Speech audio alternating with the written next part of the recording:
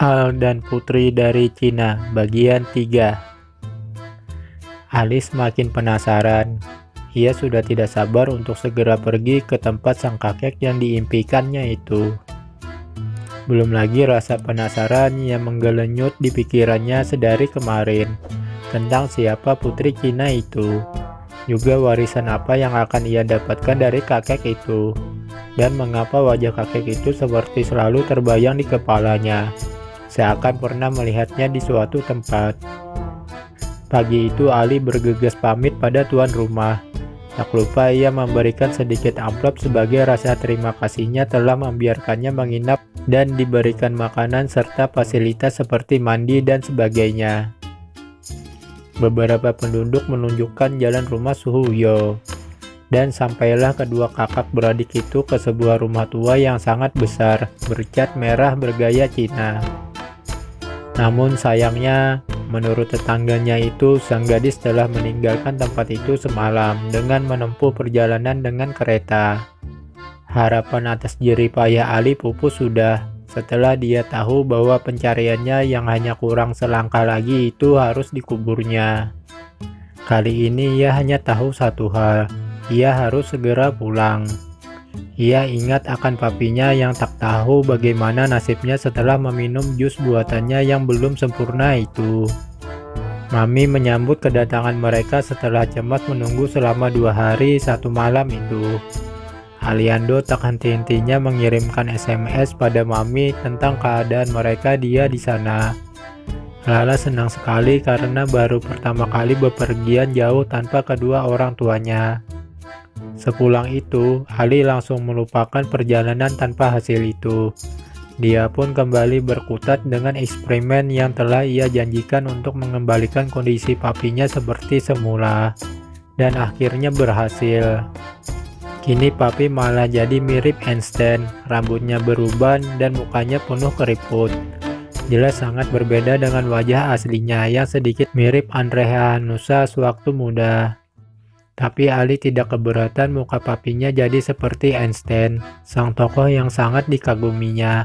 Bahkan kini Ali menjuluki papinya itu dengan sebutan Ari Einstein, karena namanya Ari Wibisana.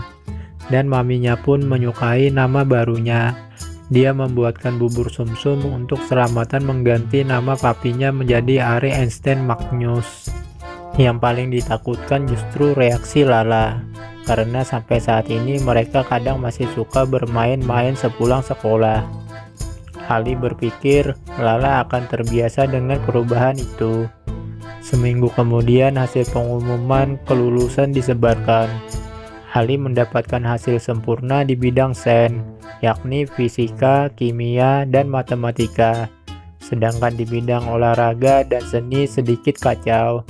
Sarah yang selama lebih dari 2 minggu tak terlihat mendadak menampakkan mukanya di depan Ali.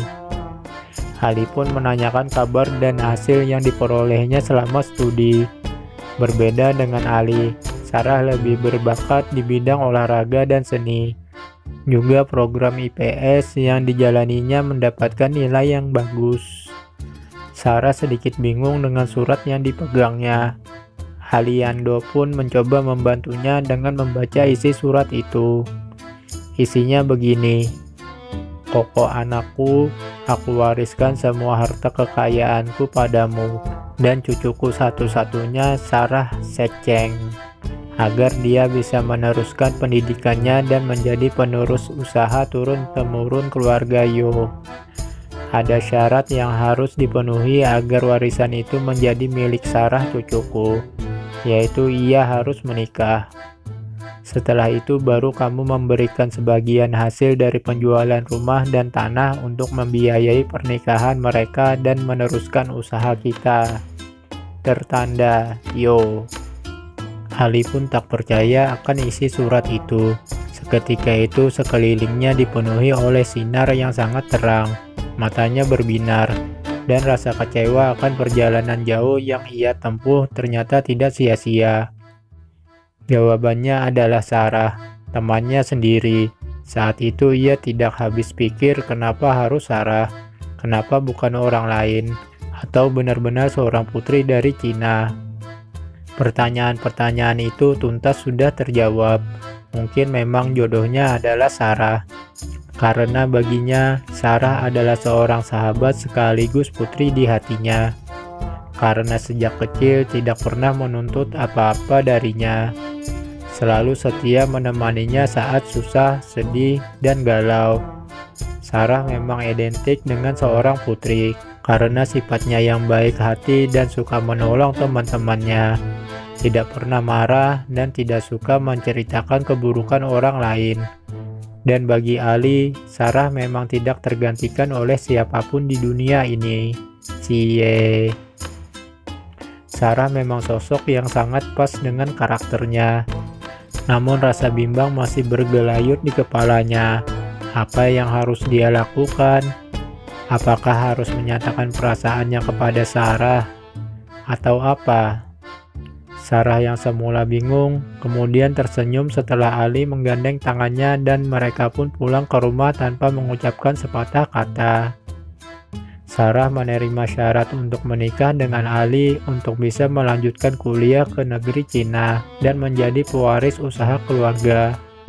Ali juga meneruskan pendidikannya di tempat yang sama dengan Sarah. Dan cerita tentang siapa kakek itu terjawab sudah. Beberapa tahun kemudian, Ali dan Sarah memiliki laboratorium tanaman obat yang dapat menyembuhkan segala macam penyakit dan dapat membuat awet muda serta panjang umur. Eddie dan Papi pun dapat dikembalikan seperti semula setelah menunggu selama sekian tahun. Singkatnya, mereka hidup bahagia dan menatap masa depan yang cerah. Tamat.